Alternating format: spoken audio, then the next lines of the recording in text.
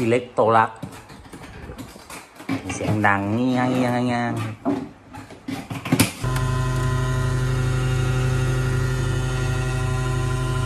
องศานี่มันต้องได้เท่าไหร่ เก่ามากมันก็แตก ยิง แต่ ได้ ว่า เท่าไหร่ เซตไป2.5 องศา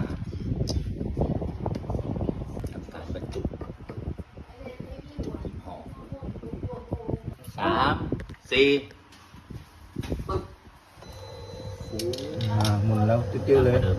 ปิ้ง เชนชุ่มๆรอบลำขึ้นมา อืม มันกระดังนี้เลยฮะ